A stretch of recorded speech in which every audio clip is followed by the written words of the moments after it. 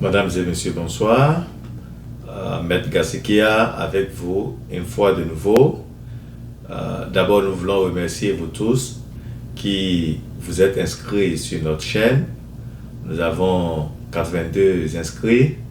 Nous comptons peut-être aller à 1000, 5000, 10 000, pourquoi pas. Donc, nous vous remercions. Nous vous demandons aussi de continuer par vous inscrire. Nous avons eu plus de 200 et quelques vues sur notre dernière vidéo.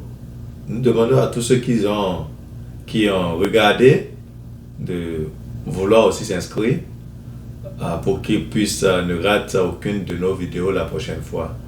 Donc par conséquent, comme on le dit toujours, abonnez-vous à la chaîne, partagez au maximum et aussi aimez nos vidéos. La dernière fois, nous avons parlé des visas étudiants et aujourd'hui, cette fois-ci, nous voulons parler des visas de travail.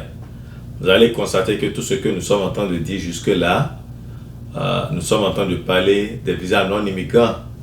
Nous sommes toujours dans le dossier des visas non immigrants. Et puis après que nous allons finir avec les visas non immigrants, nous allons parler aussi des visas immigrants. Et dans les visas, dans la catégorie des visas immigrants aussi, oui, il y a des visas immigrants de travail et il y a aussi des visas immigrants qui ont lien à la famille. Donc nous pourrons discuter de tout ça dès que nous serons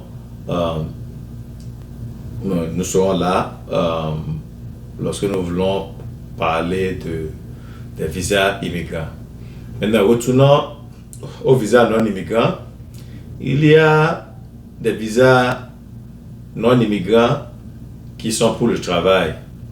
Comme nous l'avons dit, c'est un visa de travail, mais quand même c'est un visa non immigrant.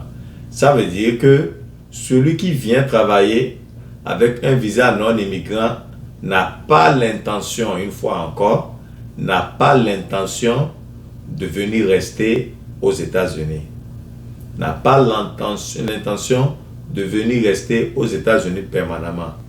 Donc, lorsque nous parlons de excusez-moi, lorsque nous parlons de visa de travail non immigrant, la personne est ici temporairement. La personne est ici pour travailler temporairement. Maintenant, le mot temporaire peut être varié, peut avoir beaucoup de sens. Dans ce cas, lorsqu'on a un visa non immigrant, un visa de travail par exemple, le travailleur ne peut pas rester aux États-Unis au-delà de 3 ans. Le travailleur ne peut pas rester aux États-Unis au-delà de 3 ans. Ça veut dire qu'après 3 ans, d'une manière ou d'une autre, la personne doit ressortir du pays pour aller renouveler leur visa. Donc, quand on parle de visa de travail, il y a H2A, il y a H1B, il y a H2B. En français, nous allons dire H2A. H2A. Ce n'est pas la formule de l'eau, et la formule de l'eau, je crois, c'est H2O. Mais H2A, il y a H1B et il y a aussi H2B. H2A, c'est un visa de travail temporaire seulement pour les agriculteurs. Une fois encore, le visa H2A, c'est un visa temporaire de travail pour les agriculteurs. C'est-à-dire que la personne qui vient avec ce visa-là vient travailler ici aux États-Unis dans les champs d'agriculture. La personne vient travailler dans les champs d'agriculture. Maintenant, la personne aura un visa, c'est un visa qui couvre la saison de l'agriculture, sûrement la saison pluvieuse et la personne travaille dans les champs agricoles et retourne dans son pays.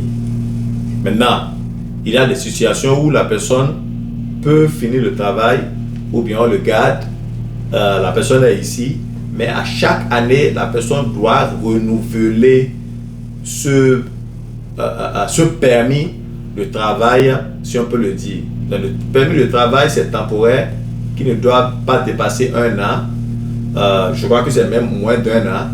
Et avec ce permis de travail-là, la personne travaille, prend une pause ou bien sort du pays et revient l'année qui suit. Donc à chaque fois, la personne doit pouvoir suivre ce processus-là.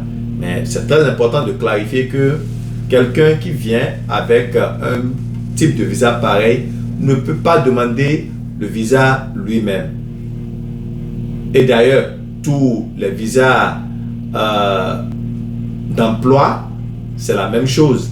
Il y a un employeur, celui qui a son emploi, qui vous invite à venir travailler pour lui. Donc, c'est l'employeur qui commence le processus.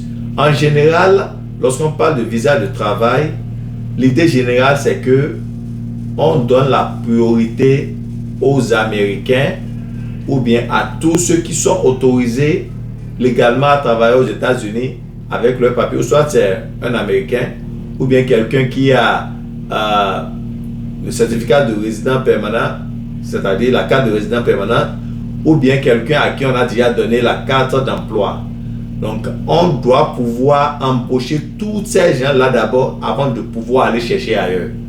Donc, ce qui fait que il y a une certification, il y a un certificat que l'employeur doit chercher chez le département de travail, c'est-à-dire qui veut dire le ministère du travail américain, pour dire voilà, j'ai essayé de chercher des Américains qui peuvent faire ce travail-là pour moi, mais je n'en ai pas trouvé. Donc je vous demande alors de me certifier pour que je puisse aller chercher ailleurs. Donc la personne doit pouvoir garantir ça là avant d'aller chercher ailleurs. Et la personne aussi doit pouvoir garantir que l'argent qu'il veut donner, l'argent qu'elle veut donner à cet employé là est la même chose que la personne, que l'employeur allait donner à l'ouvrier américain qui va faire le même boulot. Donc, on ne va pas recruter en dehors des États-Unis simplement parce que on veut une main-d'œuvre une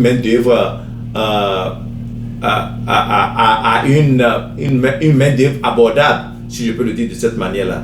Donc, forcément, le même prix, le même taux, le même salaire qu'on doit payer à un Américain serait le même salaire qu'on paie à cette personne-là qu'on a cherché ailleurs pour venir travailler. Donc, comme je l'ai dit, normalement, la première des choses, il faut chercher son certificat.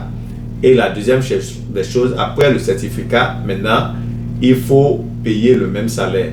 Et pour le visa H2A, par exemple, celui qui fait venir les ouvriers pour qu'on travaille pour lui ici, doit aussi leur garantir une maison très propre où les ouvriers vont rester pendant tout le temps qu'ils vont travailler ici. Vous voyez? Donc, c'est ça le visa H2A. Maintenant, le visa H2A, c'est un programme spécial où il y a des pays spécifiques qui sont sur la liste, qui doivent participer à ça. Il y a la France, il y a l'Afrique du Sud, il y a de ces pays-là, un peu partout dans le monde, qui font partie de ce programme-là. Vous voyez. Maintenant, avant de pouvoir participer à ce programme-là, on doit être membre de ce pays-là. Bon, je sais que cette vidéo-là que je fais, peut-être je ne sais pas si ça va même, ça ira même aux citoyens de ces pays-là. Mais il faut dire que le programme est ouvert pour d'autres pays. Du moment où le pays en question peut remplir certaines conditions. C'est pourquoi c'est très important. C'est un programme dont on peut bénéficier. Tout pays peut en bénéficier, mais il va falloir que le pays prenne certaines démarches pour en bénéficier, pour y bénéficier pour ses citoyens. D'abord, ou soit c'est l'employeur, celui qui veut recruter les ouvriers, qui prend la démarche, qui dit au département du travail américain que je veux recruter les gens dans tel pays, je veux que vous ajoutiez ce pays-là sur la liste. Ou soit c'est un membre de ce pays-là, ou bien c'est le gouvernement même de ce pays-là qui fait une demande qui dit je veux que vous, les États-Unis, vous venez recruter dans mon pays pour que mes citoyens puissent bénéficier du programme H2A. Ouais. Donc, les citoyens de ce pays-là aussi peuvent faire cette demande-là et le département du travail, ou soit on fait la demande au département du travail ou bien au département d'État, c'est-à-dire le ministère des Affaires étrangères américain. On l'appelle département d'État.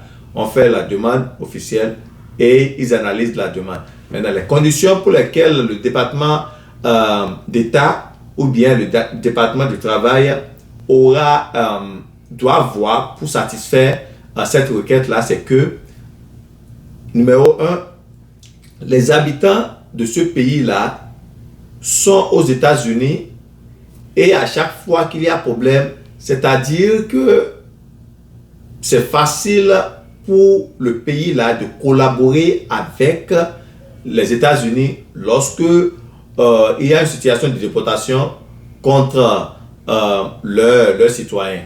Donc, le pays-là doit être un pays qui collabore avec les États-Unis en cas d'enforcement du droit.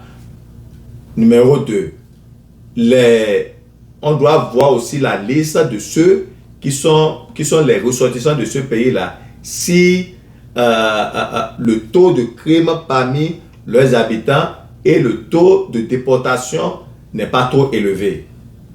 Donc, ce sont globalement les conditions par lesquelles qui vont faire qu'un pays va satisfaire,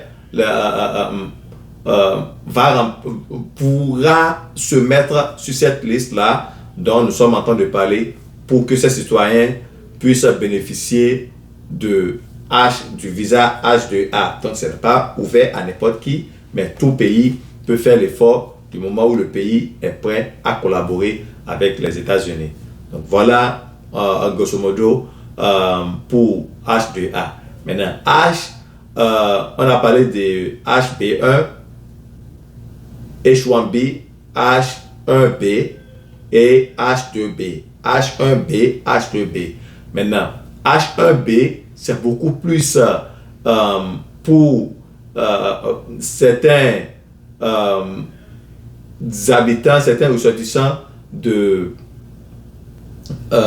ne veux pas dire ressortissants, ceux qui sont diplômés, tout au moins qui ont le bachelor, c'est-à-dire la licence dans certains domaines, ou bien ils ont une licence, si je veux dire licence, je ne parle pas du diplôme dans ce sens-là, une licence ou bien un certificat pour travailler dans certains domaines. Il y a aussi ceux qui sont dans les domaines de fashion ou bien dans les domaines de design qui peuvent aussi participer à H1B. Maintenant, H1B, c'est aussi un visa de travail. Ça remplit aussi presque le même processus où la personne doit certifier. La personne aussi doit prouver que, c'est-à-dire l'employeur doit aussi prouver qu'il n'y a aucun Américain à qui on peut offrir le boulot. Il y a certaines étapes pour le faire parce que le boulot, le travail qu'on veut offrir à un étranger doit être publié dans certains journaux où les gens auront l'opportunité de voir que ce boulot-là est disponible et ils n'auront pas à répondre. Et c'est après avoir ne pas répondu que la personne maintenant, l'employeur, amène ça vers le département du travail, reçoit un certificat du département du travail. Et c'est après avoir garanti ce certificat-là que c'est avec ce certificat-là qu'il peut inviter son ouvrier, son employé pour venir travailler avec lui. Maintenant, les H1B, c'est-à-dire H1B, c'est pourquoi ceux qui travaillent dans le domaine informatique en bénéficient beaucoup. C'est pourquoi d'ailleurs nous avons beaucoup, surtout les Indiens, qui viennent ici avec cette catégorie de visa pour venir travailler ici dans le domaine de l'informatique et consorts. Et à H2P, c'est beaucoup plus des domaines non agricoles. C'est du travail ouvrier, mais dans les domaines non agricoles. Ça remplit presque les mêmes conditions que la condition des ouvriers agricoles où on peut déposer le dossier. Comme on l'a dit, ça prend toujours par un employeur qui est disponible à accepter les gens qui ne sont pas américains parce que l'employeur là a cherché des Américains et n'en a pas trouvé. Je crois pour ne pas avoir une vidéo trop longue comme on le dit toujours, nous allons nous arrêter là. Voilà brièvement ce que nous pouvons dire des visas du travail. Donc la prochaine fois, nous allons continuer avec les visas non immigrants et peut-être ce sera la prochaine fois que nous allons clôturer notre émission sur les visas non immigrants. Une fois encore, nous vous remercions pour votre attention. N'oubliez pas, comme nous le disons au début et à la fin aussi, abonnez-vous, partagez et aimez aussi. À la prochaine. Merci.